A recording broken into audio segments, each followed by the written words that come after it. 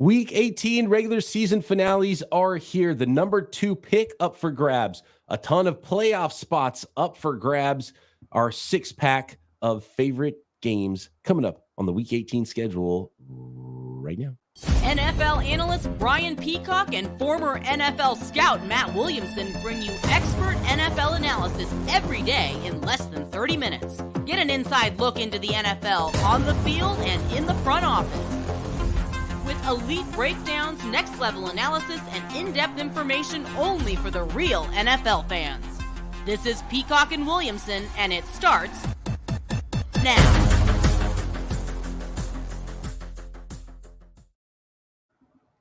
Welcome to the Peacock and Williamson NFL Show. Brian Peacock alongside Matt Williamson at BD Peacock at Williamson NFL. Thanks to everybody for making us your first listen here on the Locked On Podcast Network. Your team every day. Love all the everydayers. Subscribe on YouTube and everywhere you get your podcast. Today's episode of Peacock and Williamson is brought to you by PrizePicks. PrizePicks, daily fantasy sports made easy. The easiest, the most exciting way to play DFS. Go to prizepicks.com/LockedOnNFL and use code, all lowercase, LockedOnNFL for a first deposit match up to $100.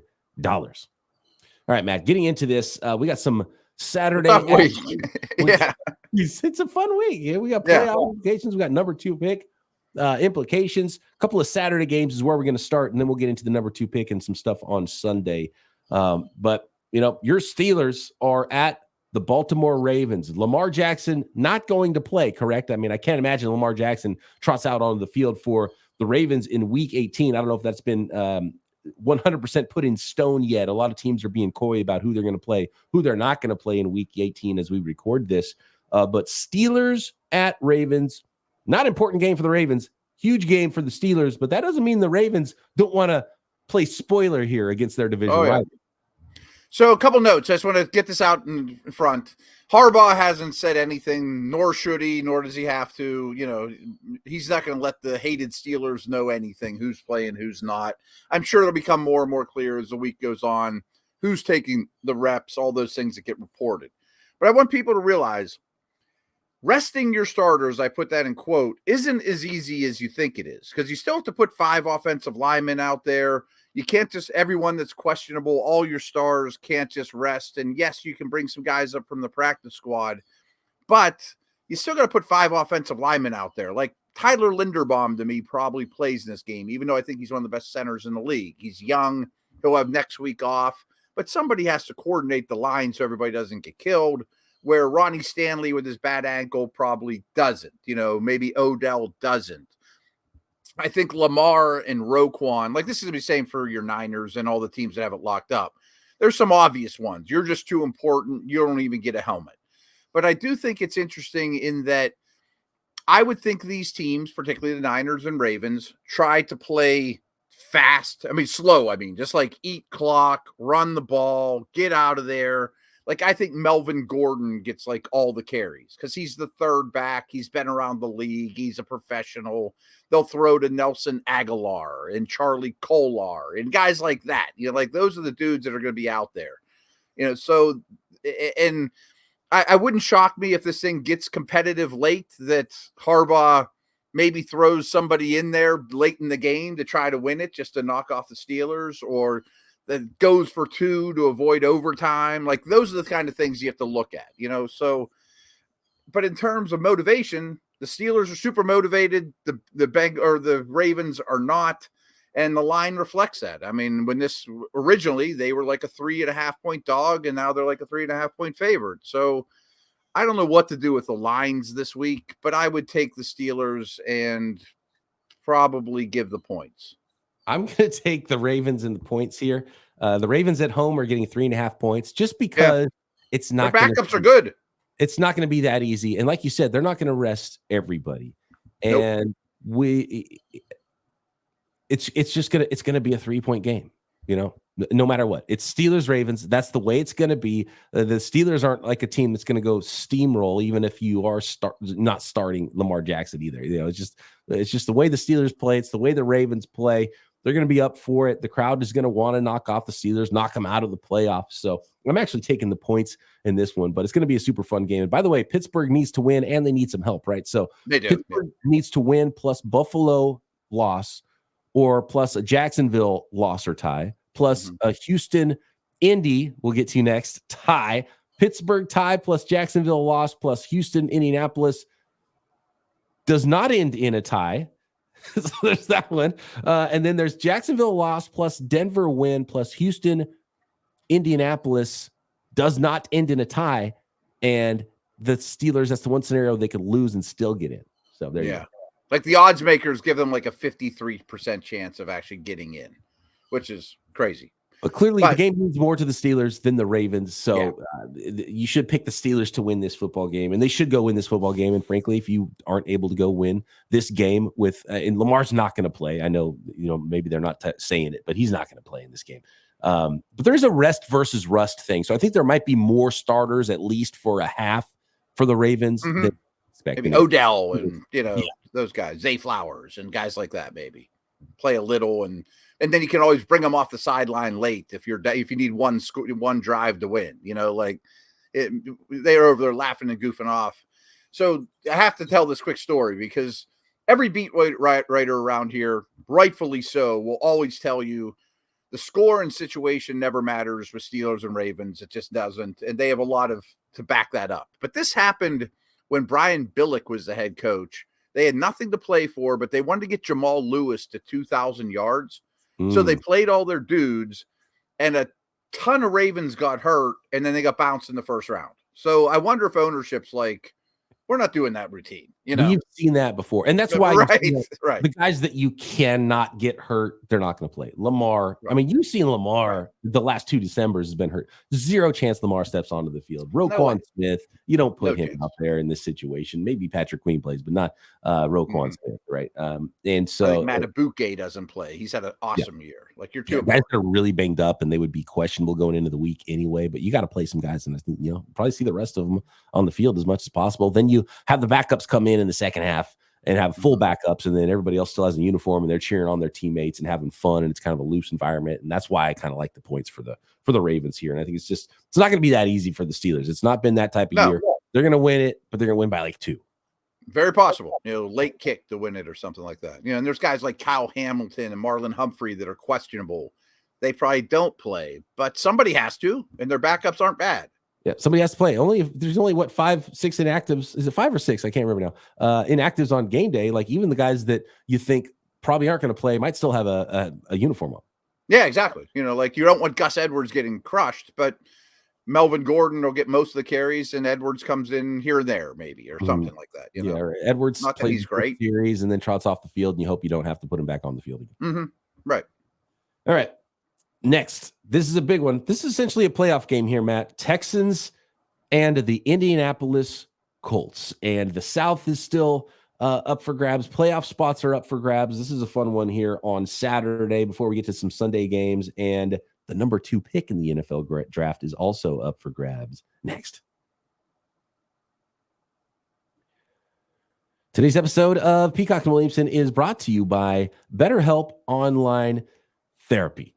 Around New Year's, we get obsessed with how to change ourselves instead of just expanding on what we're already doing right. Don't forget you're doing some things right in your life too before the change of the new year. And you can start anytime. It doesn't have to be the new year to work on yourself. Maybe you finally organize one part of your space and you want to tackle another. Maybe you're taking your supplements every morning now, and you're hitting the gym harder, and eating breakfast right, and maybe not skipping breakfast at all. Therapy helps you find your strengths so you can ditch the extreme resolutions and make changes that really stick. It's so important for your everyday and to keep it your everyday. So if you're thinking about starting therapy, give BetterHelp a try. It's entirely online, designed to be convenient, flexible, and suited to your schedule. Just fill out a brief questionnaire, get matched with a therapist, and you can switch therapists if you don't hit it off anytime for no additional charge. Celebrate the progress you've already made and continue that progress with BetterHelp. BetterHelp.com/locked-on and get 10% off your first month. That's BetterHelp, HELP.com/locked-on.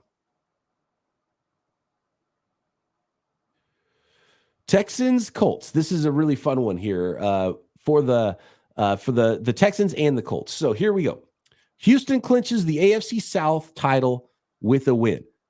Indianapolis Colts clinch the AFC South title with a Colts win plus Jacksonville loss. And then there's a whole bunch of ties. But that's the simple one to know here. AFC South is Houston's if they win on the road at the Indianapolis Colts. Colts still need some help. This is an important one because both teams could get bounced as well because Houston wins. Obviously, they're in and they win the South, but Houston tie plus Jacksonville loss or Pittsburgh loss or tie can help the Texans get in if they don't win. But it's pretty easy to see that the Texans or the Colts not making the playoffs if they don't win and winning the South if they do win. Colts need a little bit more help than the Texans now because of tiebreakers here. So who you got? It is the road Texans actually that are favored by 1 point in this one. I understand that. I think Stroud, even as a rookie, deserves a big boost here. I think that their offense has been noticeably better than Indy's of late. Will Anderson's making a strong push now for Defensive Rookie of the Year. I think Houston wins this game. I think they're the better team. I think they're playing better of late. And I mean, playing in Indy won't be easy for young staff and quarterback with everything on the line, but I just have more faith right now than in the Texans.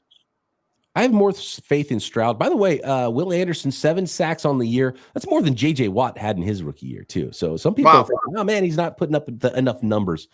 Will Anderson's had a phenomenal rookie season. Maybe not quite to the level of C.J. Stroud, but he's a dude. Oh, he's been really good, yeah.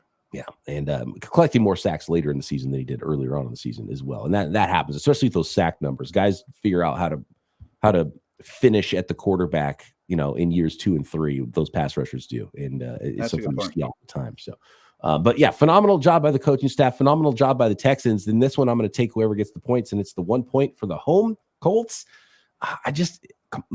Colts are kind of more complete. I do like the quarterback. If I had to go straight up, I mean, this is just I'm getting 1 point, so that's going to sway me with the home team because I don't think I think if it's in the other house, are they going to be favored by 4 points? I don't know. Yeah, me too. Necessarily how things should go.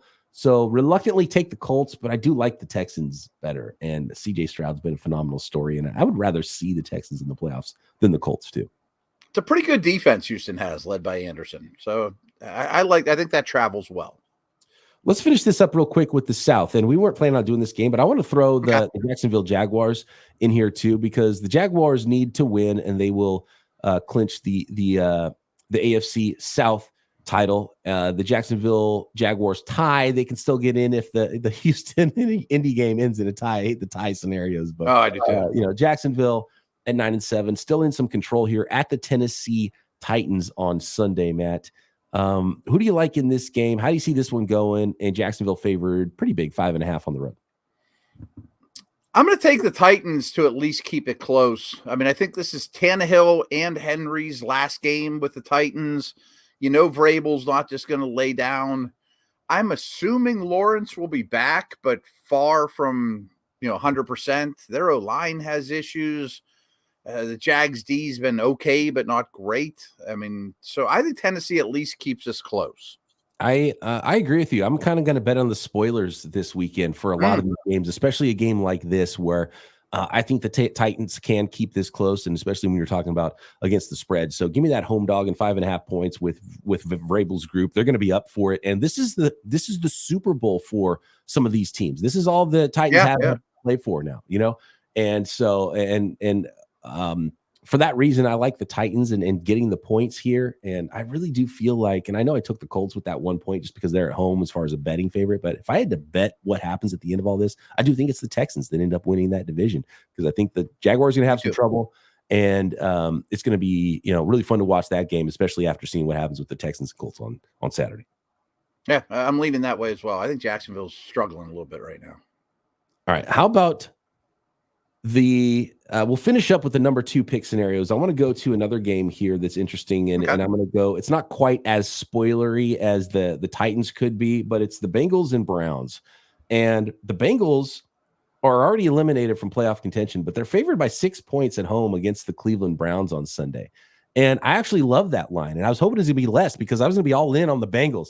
They're talking about how they're going to win by any means necessary. They're angry. This is their Super Bowl. All they can do is try to, beat up on the Browns, and the Browns don't have nearly as much to play for, even though they're going to the playoffs, because they don't have a 1 seed. They don't have a bye that they could potentially win in this game. And so for me, this one's pretty easy. I want to take the Bengals to win. I think the Bengals might beat up on the Browns in this one at home, and the last chance this season for the Bengals to show something. 6 points is kind of a lot. I was hoping it was going to be a little bit lower, but I see why the line is Bengals by 6 in this game against the Cleveland Browns. And the Browns are just kind of too locked in. So they just have a lot less to play for, even though the Bengals have nothing to play for. They still have a lot to play for. Does that make sense? In a way, I mean, especially will Chase and Higgins both play? I don't know, but Browning has got a lot to prove, and this is kind of a Super Bowl situation for him. Jeff Driscoll's going to get the start for the Browns, which kind of tells you all you need to know, that they frankly don't care at all, because they got to go on the road next week in the playoffs. They're not going to play anybody. And they're not going to show anything either. It's not going to be, they're not going to put a tape out there for their playoff opponent to watch. Right. But it's funny that Joe Flacco, who's on the couch in September, it's like, oh, well, they're not going to win this game because they don't have the guy who wasn't on the roster, and they're playing the guy who was on the roster. They may be the team that cares the least, to be honest with you. Like, hey, we're going to mend our wounds. We have a short little road trip in Ohio, turn around, come home, and really get ready for our opponent that we're going to go on the road for as a division, someone that won the division. So the Bengals by 1 million. Bengals show something good, get some good feels to the organization going into an offseason where you hopefully get things right. I'm there with you. Next, the number 2 pick in the NFL draft. Number 1 pick is already set. The Carolina Panthers have earned that pick for the Chicago Bears, but the number 2 pick is yet to be decided, especially between 2 teams, the Commanders and the Patriots. We'll talk about those 2 games next. Today's episode of Peacock and Williamson is brought to you by LinkedIn Jobs. At the start of the new year, every small business owner is asking themselves the same question. What's the one move I can make that'll take my business to the next level in 2024? LinkedIn Jobs knows that your success all depends on the team you surround yourself with. That's why LinkedIn Jobs has created the tools to help find the right professionals for your team faster and for free. And LinkedIn isn't just some other job board. LinkedIn is a vast network. We're talking 1 billion professionals on LinkedIn, which makes it the best place to hire. Hiring is easy when you have that many quality candidates. So easy, in fact, that 86% of small businesses get a qualified candidate within 24 hours at LinkedIn Jobs. Small businesses rate LinkedIn Jobs, and there's a reason for it. The number 1 in delivering quality hires versus leading competitors. So post your job for free at linkedin.com/LockedOnNFL. That's linkedin.com/LockedOnNFL to post your job for free. Terms and conditions apply. Let's start with the early game, and I like that these 2 games are staggered. So early Sunday, we've got Jets at Patriots. Late Sunday, we got Cowboys at Commanders. So let's start with Jets at Patriots. The Patriots are favored, even though they need to lose this game. They're favored at home against the Jets. Zach Wilson, concussion protocol. He's definitely not going to play in this one. So it's going to be a lot more of the same that we've seen from the Jets, which has not been great. But their defense can still play. Bill Belichick can still coach up a defense. Bill Belichick does not seem like the type, Matt, that's worried about the draft as much, especially if he might not be the coach of this team next year anyway. So are the Patriots going to go win this game? Is it going to be like a 9-6 Patriots win against the Jets where they kick a last-second field goal and Jets and Patriots fans are mad because they lose the opportunity to get the number 2 pick in the NFL draft?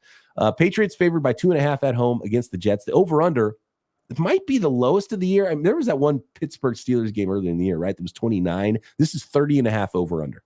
Yeah, that was Steelers Patriots as well. I mean, that was ridiculously low, right around 30. So I think this is all about Belichick. He's on this quest for 300 wins. Does ownership tell him, hey, we really don't want to win this? Does he listen? Does he care either way? I can't imagine him coaching to lose is deep down what I think about this. So at home I think their defense is really, really good, although the Jets could make plays with Wilson and Hall, and I assume those guys will play a fair amount. I mean, they don't have anything to play for, but, I mean, they're getting paid. I'm going to take the Patriots, but I think this game is obscenely low scoring. I'm going to take the Patriots as well in this game. I just think it's the Jets are deflated. Bill Belichick, last game of the year. It's in their house.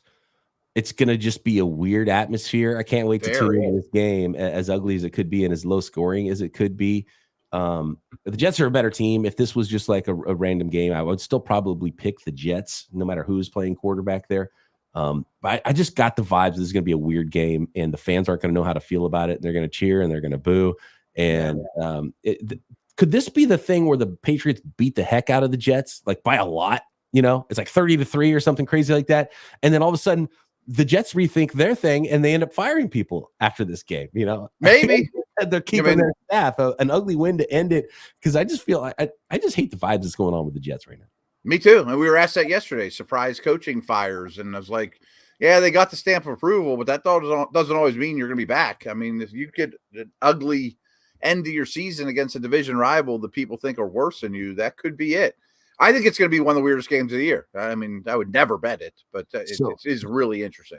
If you're betting on who's going to get the number 2 pick, that's why you probably have to pick the Commanders, because the Cowboys do have something to play for in this game. And they could clinch the NFC East with a win or a tie plus a Philly loss, but they're in control and they're at their division opponent and they're favored by 13 points in this one. It might be too many points, but it's a lot of points, and I'm probably going to give up those points picking this game for the Cowboys, because the Commanders have just been bad. And even when they play okay and stick around, they just are under talented. And I think you're going to see a lot of points on the board from the Dallas Cowboys side. And the Commanders are going to lose another football game here. And it's either going to be a tiebreaker scenario, or it's going to be the Commanders just get that because the Patriots win and the Commanders roll to a loss here in the number 2 pick in the NFL draft. I think this one's a lot easier than the Patriots game. Unlike the Patriots situation, I don't think the Commanders have a lot of interest in winning or motivation at all, except for self-pride. And I mean, the whole staff knows that they're going to get let go. And frankly, they may not be game planning their butts off this week. They're calling their friends to see what positions are going to be open, and plane tickets to certain warmer parts of the country have already been purchased. They're thinking about what beach they're going to have their toes in. Oh, Fresno State, he's a head coach. Maybe I'll go back to call. You know, like that kind of stuff happens this time of year too. A lot of closed doors in the office. Absolutely happening. Yeah, the colleges don't care what the NFL schedule is. Those conversations and offers have already been made. There's probably someone already looking at their bank account like, oh, this is the offer I got from here. This is the offer I got from here. Oh yeah, hold on, I got to watch tape and break down the Dallas Cowboys later. We're going to cover CeeDee Lamb. We're not going to cover him anyway. Let me make another phone call about my future job. Yeah, right.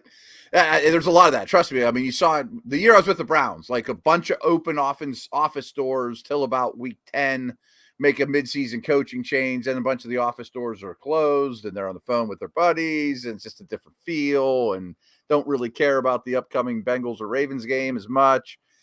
My only concern with the bet is Dak might have a baseball cap on in the fourth quarter. They're up 17, and then Jahan Dotson gets behind the secondary and backdoor cover, and you just, you want to kill yourself, you know? Scenarios. So for the number 2 pick in the NFL draft, we'll end on this note. Okay. There's 32 scenarios that can play out between the Commanders and the Patriots here. And the coin toss won't come into play because the very last tiebreaker is coin toss. But before that, it's obviously win-loss record, and then it's strength of schedule. Then after strength of schedule, if that is tied, it actually goes to head-to-head, and these two teams have already played. So the Commanders lost that game, so the Commanders will have the tiebreaker there. So it won't come to the coin toss in the case of a multi-tiebreaker tie. So there's 32 scenarios, 20 of them the Commanders, if both teams lose, 20 of those scenarios with the other teams in the strength of schedule tiebreaker. 20 of those scenarios out of 32, the Commanders win the tiebreaker and end up with the second pick in the draft. In 12 of those 32 scenarios, the Patriots end up with the second pick in the draft due to other teams and the strength of schedule tiebreaker. So strength of schedule close as well as their records here. So it might come down to that tiebreaker if both the Commanders and the Patriots lose Sunday. Interesting. I didn't realize that. I know the tiebreakers are different than it is to get in the playoffs and things like that. It's pretty crazy. So cool. We don't have to wait until the combine for the coin flip, which is nice. Oh, yeah. That has happened before. Interesting. Yeah, that'd be better for mocks. So better chance that the Commanders end up with it unless they screw around and beat the Cowboys. All right. That is today's episode. That is the Sunday six-pack. Appreciate everybody. We'll be back making picks for the rest of the week and more playoff implications tomorrow right here. Peacock and Williamson.